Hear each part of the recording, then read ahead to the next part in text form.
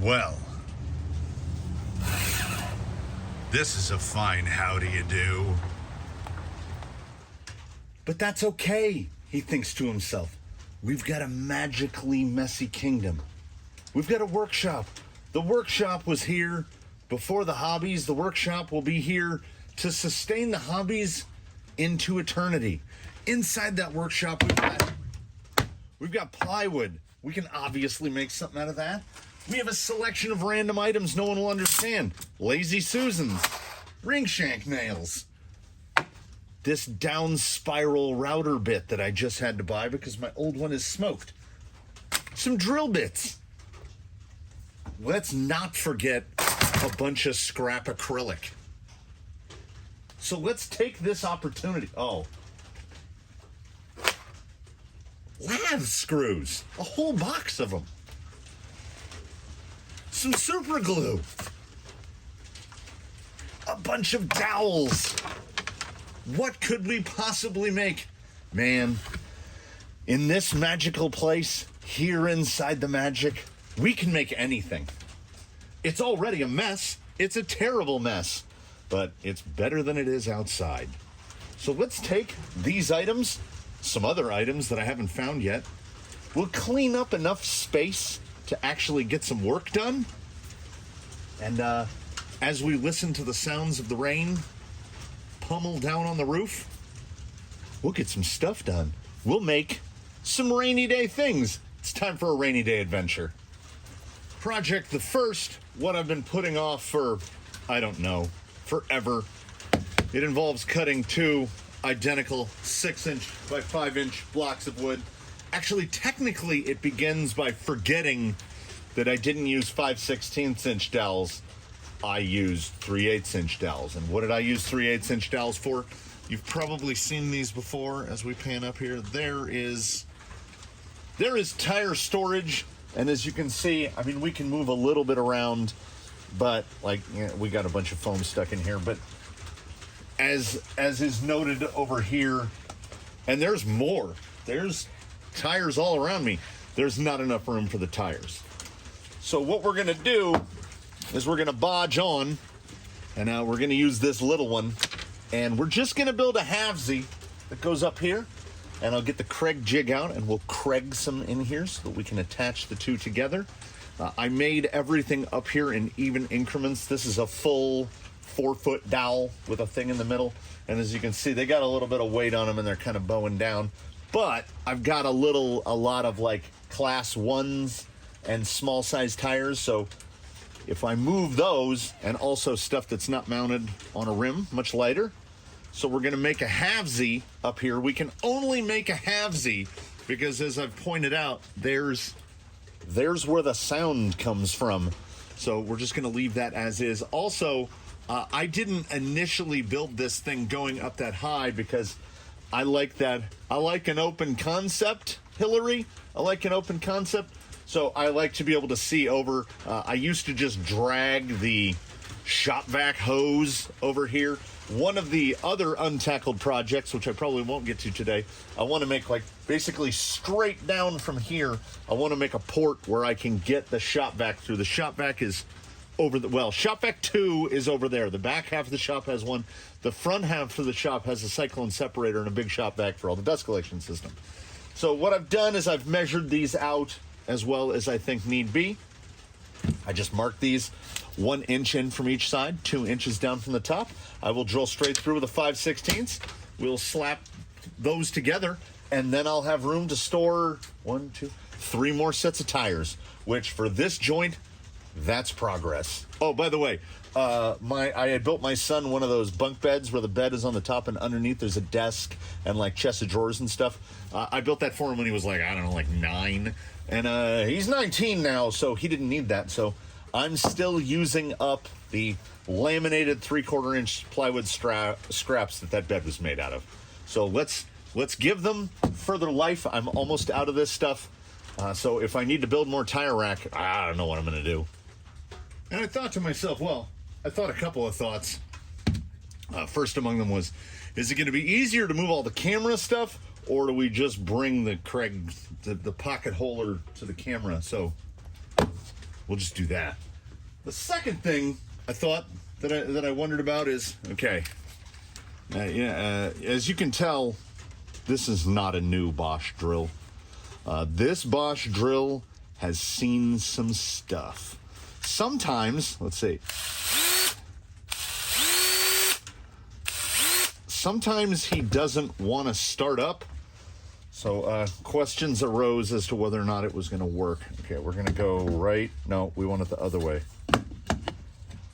My obsession, my random obsession with symmetry.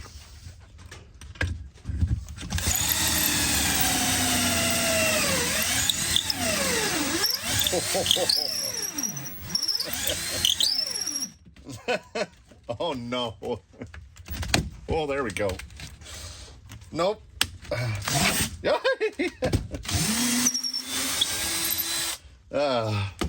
Okay, maybe we'll try out the newer technology for this. That was not elegant. I don't know if this little guy is gonna have the sauce for this, but it's either that or walk out through the rain to get where the more powerful drill lives. Had to drill the big deep pocket hole because this thing is so tall. So we'll do that side, and then we'll counter pinch, and we'll put a little tight bond on them to kind of make them one piece.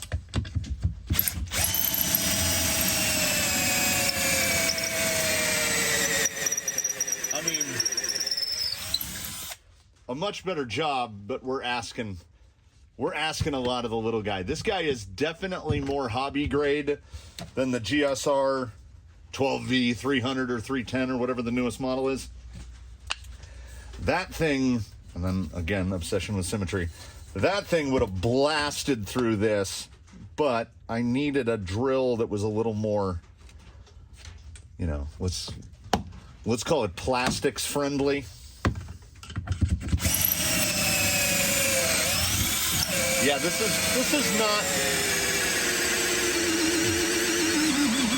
is not the right tool for the job. This is the tool at hand. Oh, well, I mean, let's see. Yeah, that might impact it somehow. Well, let's flip this around before I forget. Is that right? Yes. Drill one more. I genuinely expect all batteries to last infinitely. Also, I mean, the form factor, who isn't here for that? It's better. Much better. Yeah, does a good bit better with some, battery power. So now we will use our friends Tight Bond 2. Oh, I should probably at least hit the edges with some sandpaper. And then I got to find there's a giant snorkel of a drill bit to put the screws in, because as you can see, they're way down in there. If you didn't think there'd be woodworking today, boy, there's a lot more woodworking coming. I feel like sometimes I forget that the glue is a thing. Like, we can use an adhesive to not, the glue bot. Also, if you glue things, if you're a person who glues, get yourself a glue bot. I forget that we don't have to zero tolerance this. Let's try to get this assembled somewhat correctly. We're not going to need a lot of glue for this, hopefully. This stuff is delambing pretty badly, but when we're doing, and look at this. See, in a previous life, I made parts for Toyota and Scion vehicles. drisotope.com. Anybody who's strayed onto my website. So I've been using standard bits for metric purposes for coming up on 2 decades, really. If you have a 7mm bore object. 5/16. It works in a pinch. And if you need a pass through for an 8mm bolt, a 21/64 works for that. So I've been using those. Oh, we're gonna find out right now. Gotta move all this out of the way. I think what I smartly should be doing is putting these on the top racks and these on the bottom racks, because there is quite a bit of difference in weight. And we're just asking little dowels to do this job. I'm going to move this immediately out of frame right now and see how close I got. It needs a little twist to it, a little tweak and twist. But look at that. You never know. Like, see, there's a little, I think it just needs a little, one of these. Oh yeah, and we got the Bucket Boss apron on. That's how you know stuff's getting serious. I'm gonna put screws in this because I gotta walk all the way around. Anyway, you'll see. Is this excessive? I don't know. Who am I to say? You can see the one guy. So there's definitely some twist in it there because I cut them all to the same length, and this one's perfect. And that one's like, I don't know, 4 or 5 millimeters too long. Who knows? I've even got space for one more set. These technically shouldn't be here for long. These aren't up on the rack because these are RoboKitty's rims and tires for now. And I can't put them back on because I broke all my 8mm wheel wrenches, all of them. So also worthy of note. So this is one of those silicone glue brushes. Titebond makes it. I need like a holster. I have been woodworking in some capacity or another for the better part of 30 years, and I've never bought one of these. That's kind of game changing. Like, here was my glue brush, and then you wipe it on your apron or you wipe it on a piece of wood. This is gonna change stuff for me, boy. Listen to that. Project 1, get most of the tires off the bench. Done it. Project 2,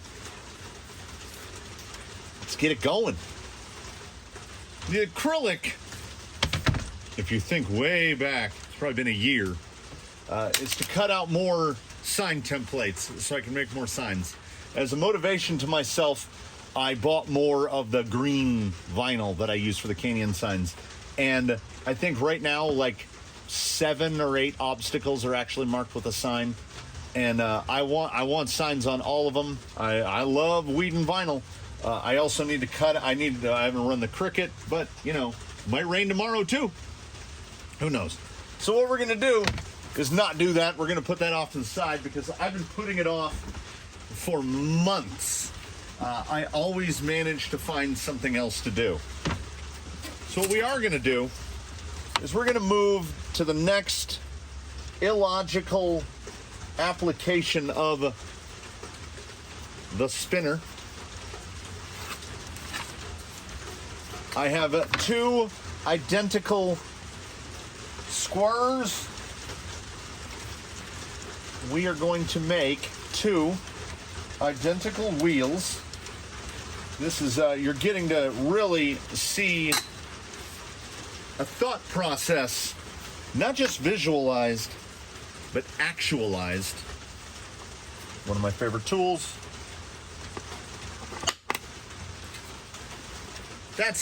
If that's not the middle, that's the middle now. There will definitely be routing involved.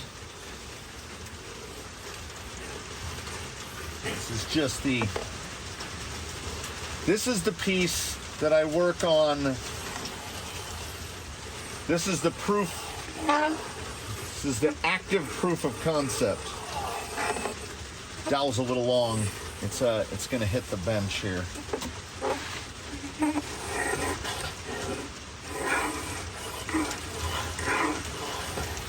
There you have, I hope it's starting to show up at this point, a 22-inch circle.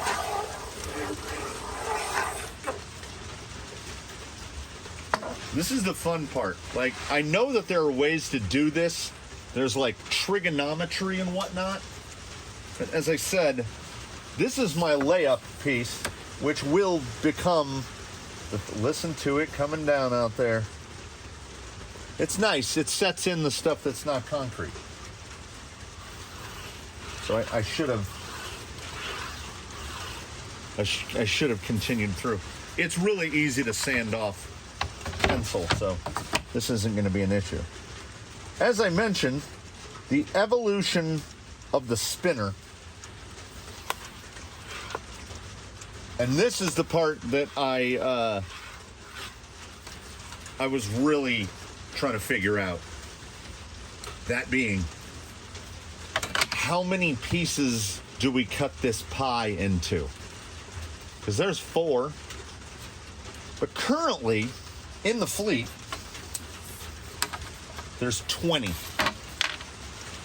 So the objective is to get everybody on the spinner, but of course leaving some room for future shenanigans. As does anyone out there genuinely believe that we're going to stop at 20? We're only going to make 20 rock crawlers. I don't buy it either. So what we've got to do, this is the only way I know how to do it, because as I have said, I'm an arithmetic man. I'm pretty good at it. I can do things like fractions.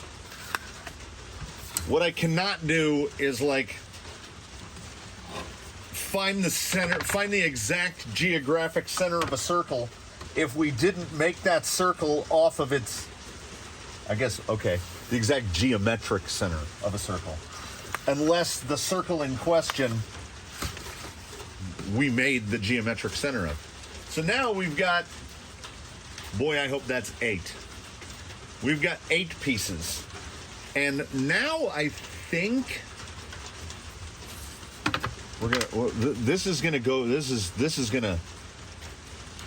be like this, because I'm in the weeds. I'm in the weeds. Now I think how you do this is we go to there. That's 8 3/8. So 4 3/16. Ooh, if I could see the 3/16 line. I'm not saying that my vision's going. Is that 8 3/8? Yes, 8 3/8. 4 and 1 2 3. No, that's 3/8. There's 3/16. That look right to anybody? I mean, you can't even see the mark.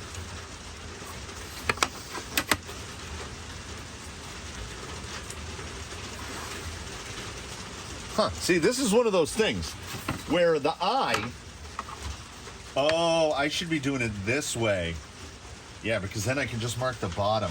1 2 3/16. I believe this is how you find the center of the wedge. Hey, let's get through that glare. That looks, you know what? That's close enough for me. And now I'm seeing, I'm really seeing how small these, so once, okay, here's what, solved. Okay. As this is an item of the mystic, where we are allowing choices to be made, future choices. There will be 2 of these wheels, by the way, 2 identical wheels. We are going to be limited by geometry. We are going to pick 32. We are going to make 32 pie pieces out of this. So 1/32, a 22-inch hoop disc split into 32 sections. Each section will be assigned one of these, and then we'll just leave some blanks, and we can put like whatever on those blanks. And here's the idea. We're going to lay it out right now. The idea is 32 on this one, 32 on the other one should be plenty. because we've got main, we've got super complexes like Dry Bone Valley, Anomaly, Dead Limit, and then we have the individual components of that. So we can mix that up because I have some old dry erase board. And when I say old, I mean in desperate need of cleanup. So that's why I'm okay with marking this up, because it will be done on this, and I'll just do Sharpie lines so those don't wipe off. And then we can write in whatever we need for whatever obstacle is going. The fun part of this is that we're going off of a center, and there's still absolutely every opportunity to mess this up, because I don't have enough little ball bearings left. I don't have enough of these left. Whee! To make 2 more Lazy Susans. So instead, as you saw earlier, I just bought Lazy Susans. But here's how Lazy Susans attach. I'm announcing this aloud as part of a thought process. Usually my buddy, Brown Fox Origin guy, he gets mentioned a lot. He is that outside voice in my head that allows me to make things. So what I'm going to, because I get too into it, and then I don't know what I'm doing. So what I'm going to do is I will measure center to center on these holes. I will draw another ring. Then we just need to line these up on the ring. And it doesn't matter what side I mark it on. This is the thought process enabler, because if I don't get this thing in the middle, the whole ring's gonna go like, it's gonna go like that. And that's less than optimal. This should actually work really good though. And that's also what the nails are for, because I'm going to get out some small drill bits, and then when we get around to here because what I'm going to do, I'm laying it out for you because I'm not going to show a ton more of the process. We'll drop in between, but it's going to take me a couple hours to build these, and if I get distracted with things like photography, I'm going to get something off center, and then I'm going to ruin a bunch of crap. So I will drill a hole at each of these, and it doesn't matter which side I drill through, and put these panel nails in because ring shankies won't fall out. I want to pre-drill so they don't blow out or bend anything. Then this guy, I will do the same cut with the circle router, and I'm going to have to put, let me grab my big boy. The big boy doesn't get pulled out very often. The Lewin. This thing will do a 24-inch radius, so you can cut a 48-inch circle with this. There's a plastic bag in it. It's also filled with spiders. Ordinarily, I only go up to about a 16, 18-inch.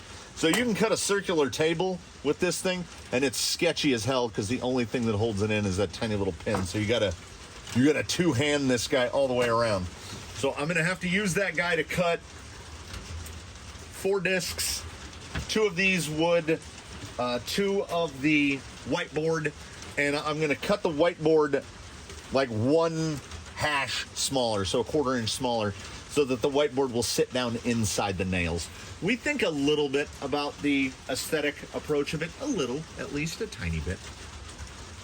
I might actually, seeing how much room there is, we can go beyond that look. See, I don't even have to drill all the way through. I might cut it to where the cutout is, say, a 1/4 inch outside the 22-inch line, because I bought a piece. I don't have any big pieces of wood laying around. Everything gets used up. When I built the storage racks for the rigs over there, the parking garage, I blew through everything. So I don't have a lot of sheet stock.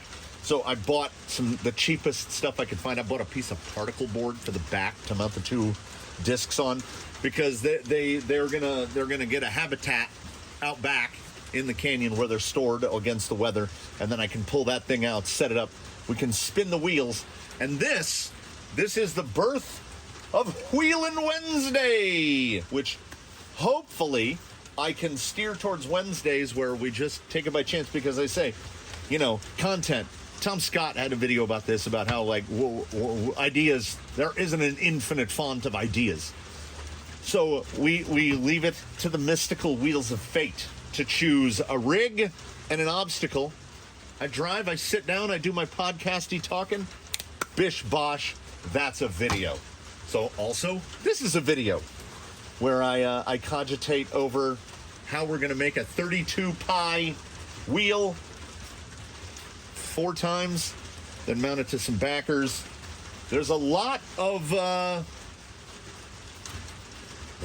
stuff here. I've mounted some of these in the past.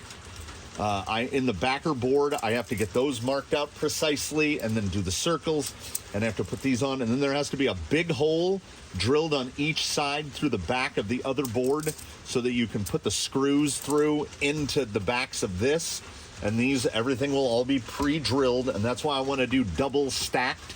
That way if I drill through anything, it doesn't look cosmetically gross.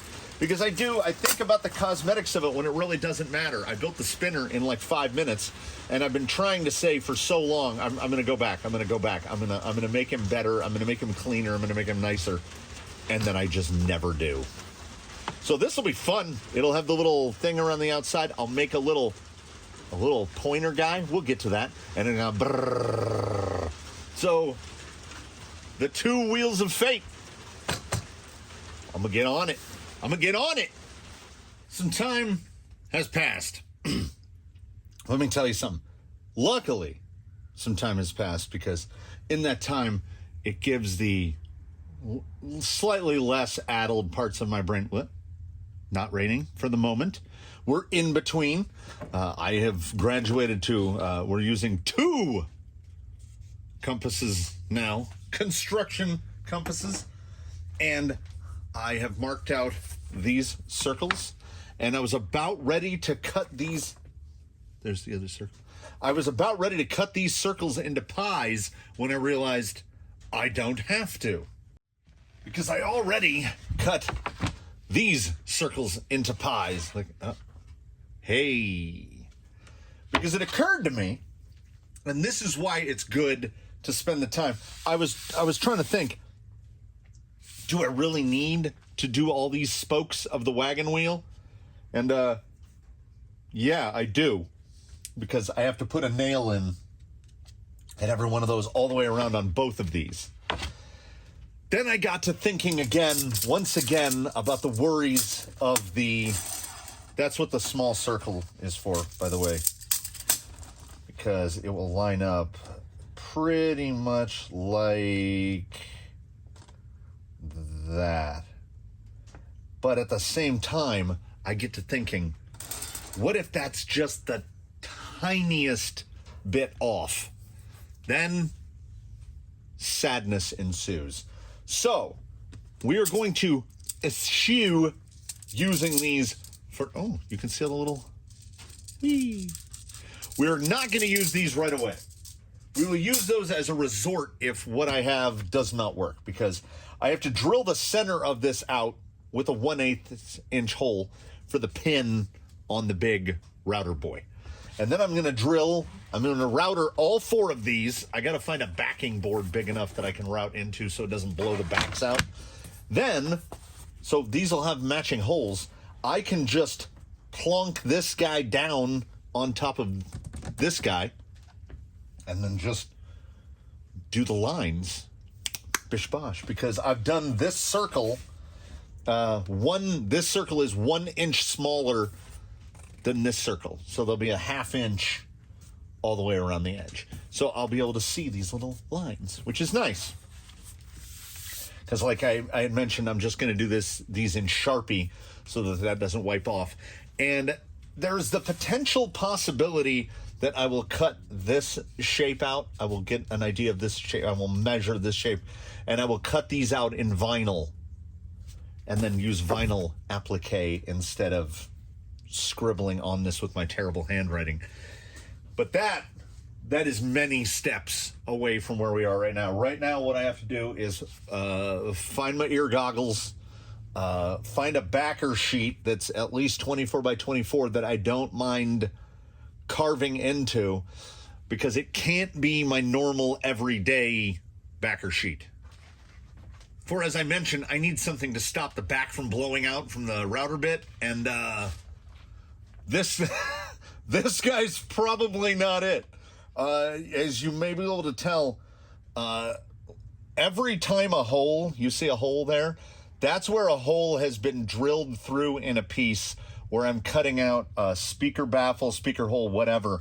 So, and then, I've welded on it as well. So many holes have been cut on this little piece that I don't think it's suited for this. We got to find a reasonable piece to effectively ruin. So I'm on the other side of the room, and I'm cutting me some big old discs. Very dusty. This is ordinarily an operation I would take care of outside, because then you don't have to worry about dust collection. It's just dust, let it free. But I had to do it indoors. It has started raining again. So there we go. I ended up doing a double pass on these. I did the dive, and because it's not a plunge router, I use a fixed base router for this. You kind of have to angle up the thing and then drop it in. So it made the edge a little So then I had it out about 1/8 of an inch off of the line, and then I just brought it back in, cleaned it off, and I think it came out a lot nicer. Let's get one of these out of the way. So then while I was multi-routering, need a hammer here, I had another thought. If I'm already routering a bunch of circles, this is my router guide pin. We're using that guy temporarily. So then that guy will drop on right like that. I will use all these. I mean, this guy's going to get glued into place, clamped and glued, or weighted and glued, and I will glue it using the pin. That way I'm sure it's held, and then I'll just probably this guy. I do like my Milwaukee for the lines. One of these, see, this is from back in the day of full sheets. Had to buy this one. This one, spider legs. This one is chalkboard on the other side. I guess that's how they come now. So as I was cutting that out and doing multiple passes with the router, I was really thinking, I don't want to just rely on a center pin, because as you can kind of tell that pin is not perfectly straight. It's off the tiniest bit, which would mean that this thing would be a tiny little bit eccentric if we tried to use that as an axle anyway. Well, I mean, I would drill it out on the drill press and it would drill most likely straight. But as I was doing it, I thought, we've already got a center guide pin. We've got the Lazy Susan. What's the official term? Swivel plate. We've got the swivel plate. I just need to find out that number. Cut me a little disc. I made a little jig to cut these discs. That works a treat. And then, hey, come on. So, does it work one day? Nope, it does not appear to interfere with the operation, because it just doesn't quite make contact. Well, let's see. Actually, hold on. Did I just figure it out? I only need to use that guy. We go like that. Do my punch. Screw this down, and then I can take the center plate out. Because I do think that whole inner portion of the plate does indeed rotate. This is the thought process. This is how it works. And then I just need to do that quick math on, so to mount this to the other plate. Oh yeah. I need to make a mark. I need to pick a position, make a mark, drill straight through with a hole that's big enough to get the screw of choice through, So probably like a 5/8 inch hole, because it's not going to matter, because then this is going to go over the outside of it. So I can just drill through this plate in order to mount this guy to the big backer board. I think we've figured it out. So that is how that's going to go. We're almost ready to start assembling this into the, it's going to look like two giant turntables. And then we can leave it up to chance to wow. There is sawdust. The amount of sawdust generated by a wood shop in just a matter of a few moments. I would grab the Velcroed one. I mean, well, what are you gonna do? Back to raining. We got to get these put together. So I will grab the big piece and figure out where these guys are gonna set, and then I'm gonna have to. I have to draw another circle. I should just draw a circle around. Yep. Pencil. We got one of those. So this guy's in place. I'll have to do this for the other one as well. And I will use the big compass to scribe a line directly cutting in half there to there. And then I will do my pre-drills, and I'm going to have to dig out something small from the full drift, because these are not exactly big. Like even that drill bit would, if it was a drill bit that size, it'd be a little too big. Then I will get those. I think probably drill first. So drill all the holes, because I can do that all in the drill press. Drill first, then get these lined up. Now what I'm wondering now is I should just stick with an 1/8 inch pin. You're hearing the verbalization of a thought process. I just want to leave these 1/8 in the center, because I know that 1/8 pin is indeed the middle, and I kind of want these to be at least mostly centered. I want them to spin in their middles. So I'm going to get that going, and I'm going to get there's a big old quarter sheet over there, 2 foot by 4 foot. And I'll get that thing. I got to get that marked out to where these are going to line up. I got to make this. I got some holes to drill. I cut some big gold discs. Now I got to drill some holes in the big old discs. Okay. All right. Okay. So I did the drilling. I did the screwing. I did all that stuff. Do you ever get so far into something that like you have an idea of what the outcome is going to be, and then it's still so utterly ridiculous and dangerous that you're just left with an unending list of questions? Well, hold on, everybody. At this point, it weighs like 30 pounds. I opted to put the nails in from the back, because I was hoping it would split a little less. I've got one split out right there. These just need to be adhered into place. I figure what I'm going to do, they're still on the router pins right now.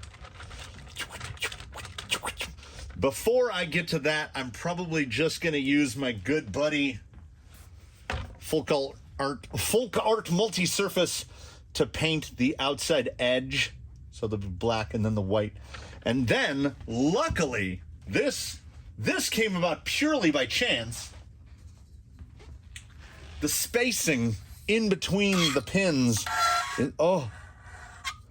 is such that I can just fit the ruler in there to run the lines. Thank goodness. These guys do not want to sit down particularly flat.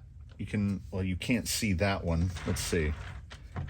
This one's a little flatter, but you can see, so I'm going to have to find some weight. And then I thought, should I do the nails before the glue, etc.? Also, other potential consideration. Yeah. So the nails through from the back. Yeah, I've already done up the knuckles pretty good on this, but so it certainly looks like they're pretty close to centered. Pretty close. Closer than I would have anticipated. Oh, and I should point out, let's bring that to a stop then. I drilled all 4 holes through for the screws for the rest of the, I threw the wrapper away. Lazy Susan. Because I was like, usually you just drill 1 hole and then you put, you line it up, you put 1 screw in, you come around, you put the next one, and you just go like that.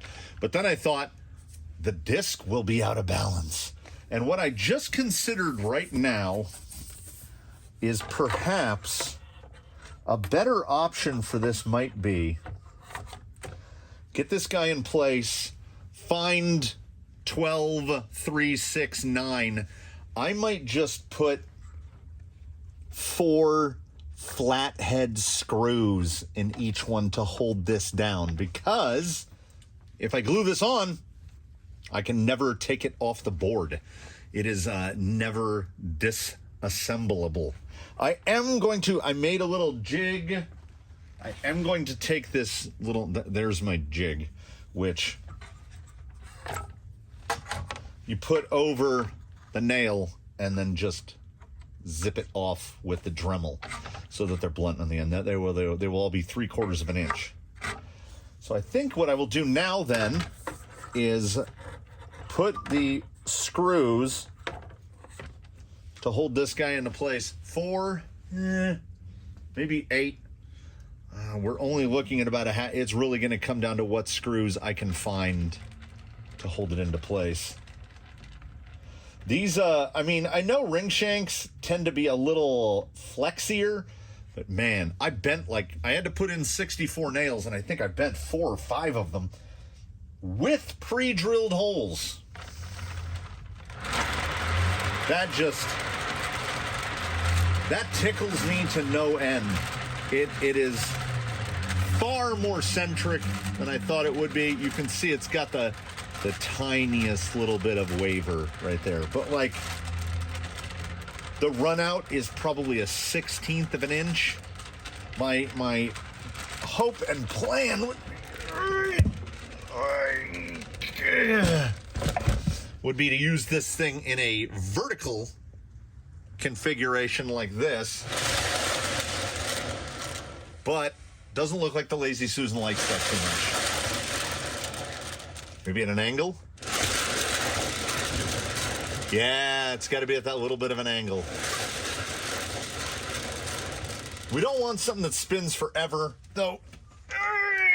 I am endlessly amused by the fact that they look like 2... Oh, I'm stuck. I'm stuck on a paintbrush. I'm endlessly amused by the fact that they look like 2 giant turntables. So we might just go camera from above and run them flat. Also, I am going to have to, well, no. Well, now they really look like 2 giant turntables. Some big records. Yeah, I'm now officially thinking that screws are probably the best option, and then just put some form of wood screw in this. I might actually just incorporate these little disc guys. I kind of like that. I got to run the lines first. Yeah, at most 8 screws, maybe do every 4th one. It depends on what I've got. I bought these sharp point lath screws for this job because I knew I would need a bunch. I don't want to have the screws stick up in case I do opt to do vinyl. So I'm going to have to dig around in my multiple, the panoply of screw bins in the hopes of finding 16 of the same screw. I could drill these to like a 3.3 millimeter and drive some machine screws in, but I don't even know if I have 16 4 mils. So yeah, I'm gonna figure that out, and then we should get these like properly together.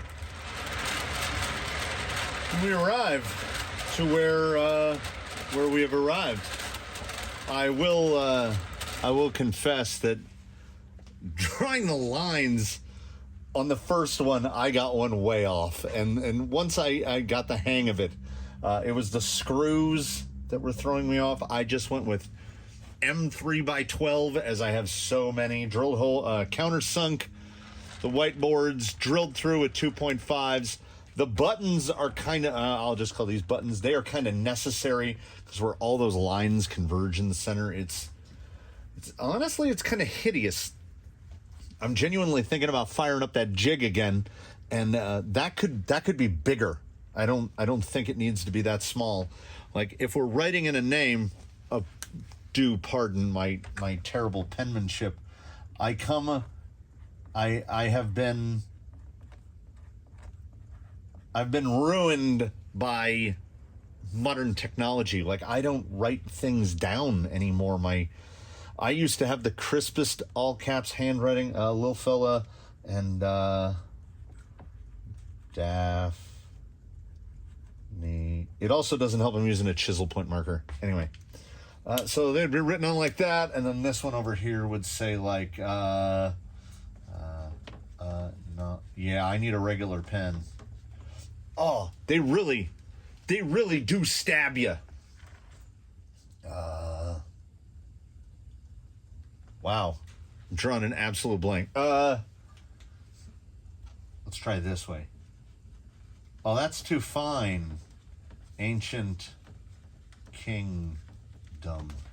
Yeah, and I will indeed have to paint the edges of this. I think they will just look nicer. It's 9 screws to take it apart. So yeah, there's no glue here. This is a glue-free operation. There will be glue on one thing, maybe, if I can't figure out how to do it via screw, which is we have got to put on the fun part, the tigga-tigga-tigga-tigga-tigga. I think it could be just as simple as marking a spot. I will need to get them symmetrical, so get 2. I don't think I can do 1 pointer.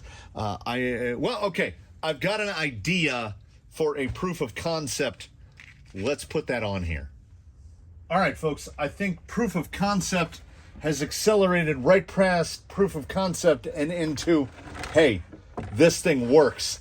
I definitely leaned into the, doesn't this thing look like turntables or reel-to-reel? We got the little guy here in the middle. Once again, no glue, couple hinge screws, couple pieces of dowels, couple of our good friends, the zip tie. The only thing is, like, is this against the grain and this with the grain? Sounds about the same each direction. I got to fiddle with getting the height just right, how much it sticks through just right, but tell me that's not a fun sound. You know, pops it right back. Look at that.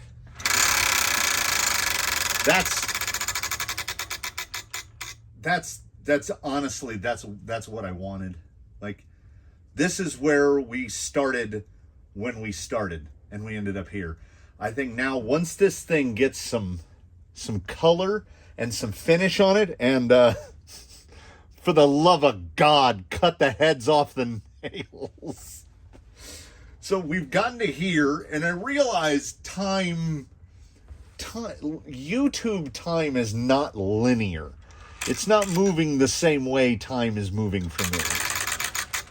Oh, that's so good. As far as I'm concerned, that's the opposite of that Outrunner situation, that current Outrunner situation. This just sounds nice.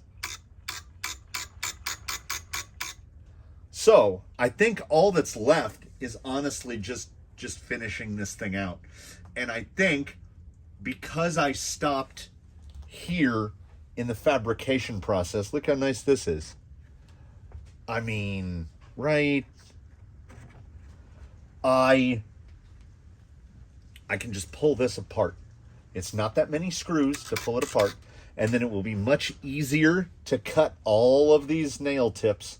All 64 nail tips, I cut them off with a grinding wheel so that they're not all crazy sharp. I'm catching knuckles. Like, all of this is from these damn things. But that's my own fault. But I liked having them driven in all the way so they knew they would set to a height. So I'm going to pull this all apart now, and we're going to finish it up real nice. And hopefully we will get this thing set and ready for its debut for Wheelin' Wednesday, where the twin turntables of fate pick an obstacle and a participant. Look at that. I don't mind. I am gonna check out the vinyl situation and see if it's not easier to just make some pieces, either names vertically, names however. But let's make it pretty, because it's got to be pretty. And I'm pretty much relegated to hand paints thanks to the rain. But I'm jazzed. I'm jazzed and stoked. I got tires off the bench. I got these two things. These two things that make one thing. I can't. I thought, can I make some sort of a pointer? Could I use a spring? Could I do whatever? But no. I mean,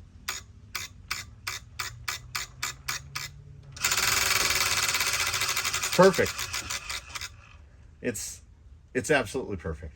So I am going to get to undoing everything I just spent and it has been hours. We are well into the day. I have no idea how long this is going to come out in the edit, but we've put in some time. So now let's make it look nice and get the names on it, and then let this thing choose our fate. Did this turn into a spiraling miasma of arts and crafts brought about by an exceptionally rainy day? Yes, it did. Did it get perhaps too arts and craftsy before we arrive here at the end of the arts and crafts portion? To quote the Magic 8 Ball, all signs point to yes. This thing has got to weigh 40 pounds. It does not fit anywhere. Yeah. I got the Cricut going. I do not like weeding vinyl, but I did it anyway.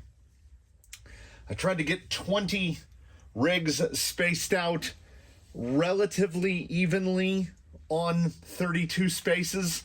That means, we gotta call it at 12 more rock crawlers. We can only get to 32 rock crawlers, and then we've run out of room.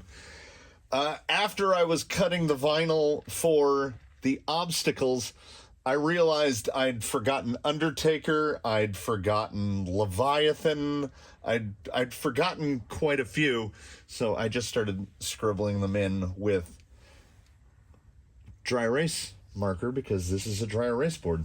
So here we've got, everybody's on here. There's 20 filled, and there's 20 rigs. Now, mind you, we're going to spin this, and then we're going to wheel a little bit, and this is going to be a long episode, because I feel like I have no idea how much time I spent doing this, but it feels like at this point it feels like a lot. The weeding and the placement of the vinyl, I used the cheap Amazon generic, the sticky sheets. You stick your vinyl down to sticky sheets. And I think those cheap sheets, this is the conclusion I've coming to after I had to weed all of this.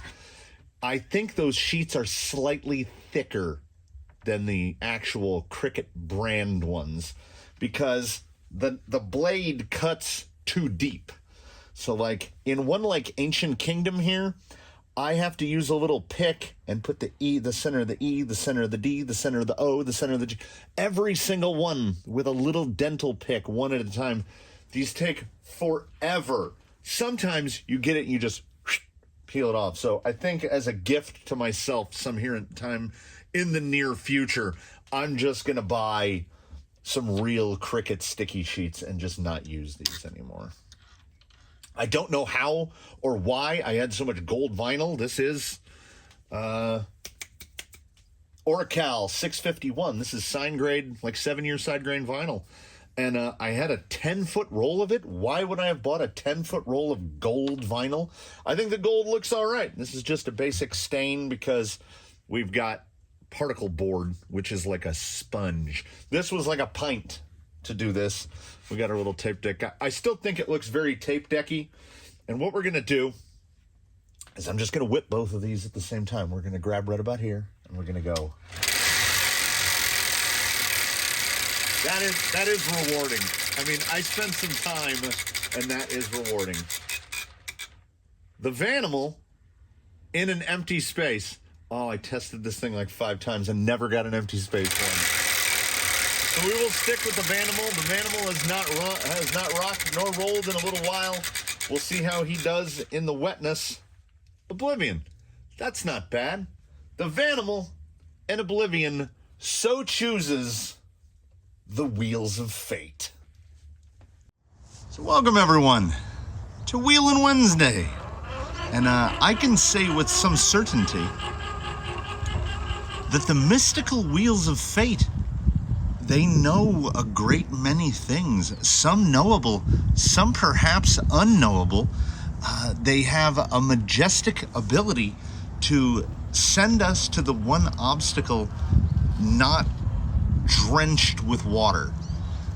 There is standing water, like Slick Rock I would not recommend approaching it currently.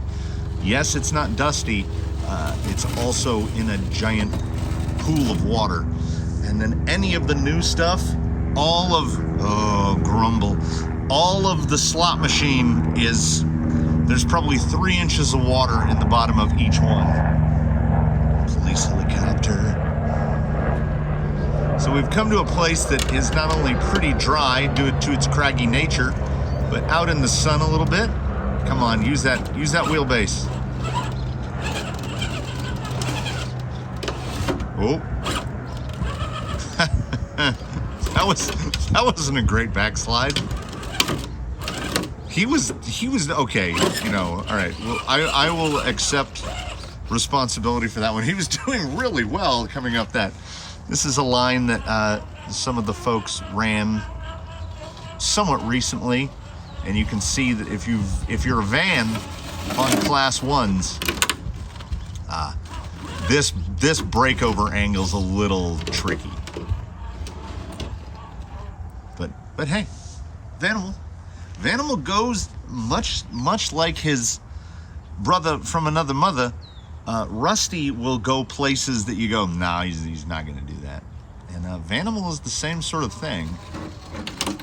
I was thinking on the wet travel back here, I couldn't recall if Vanimal has been driven since his repairs during his elimination from the Invitational.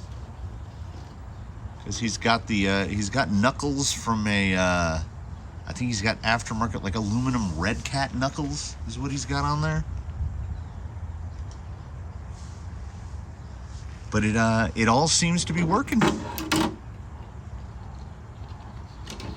Those class 1 landmines, they're really good. He's still rocking the old school non-pro Fusion 1200 because the gearing reduction in the Charisma box is again much in an axial fashion, not a ton of reduction. So a 1200 is one of the lower KV. Well, as I was saying, he's one of the lower KV members of the fleet. Rusty's on 1,000. Zoidberg's on 900. Robo Kitty is on 760. And as I say, even on a 1,200. He's got some zoot, but that not a gimmick, and I mean that with all sincerity. The anti-torque twist gearbox, where it's got the extra set of gears at the back so that the rear shaft rotates in the opposite direction as the front shaft. Honestly, there must be some kind of a drawback to it that I can't determine, because I don't know why all gearboxes don't do this. Get up. Yeah, brake over. Class 1's on a van right there. You see, just teeter-tottering. Brake over is his, I would say, is his weakness. Also, the overhang in the back as we ramp up here, that wasn't too bad, but he does have I would actually say that the rockers hit ground more than the rear end does. But it is determinately the platform, really, especially with the van. Now, if you were just going to run this platform, the same one that the Coyote is on, and the Brat, the Charisma, I think they call it the 2.1. If you're going to run some other body, you could go with a bigger tire. But pretty much all the bodies that we've seen, all the Charisma bodies, they want a class 1, and I think the Bounty Hunters they might even be just a little smaller. They're a couple millimeters smaller than class 1. Ooh, pivot. But he can go. He can really go.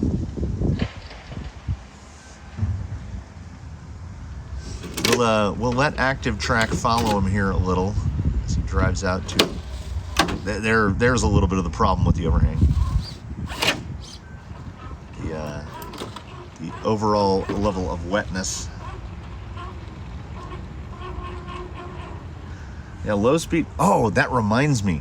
I have definitely sometime here in the near future, I've got to take this thing onto the program card and see if it has that whatever the smoothie RPM matching, which I think I've always had turned off because I'm expecting that Fusion Pro level of smooth, and that's not bad.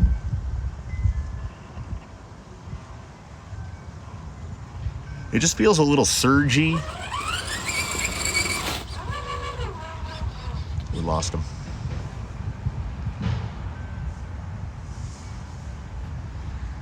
So you know what? It is actually, it's turning into a pretty beautiful day, actually. It's just that,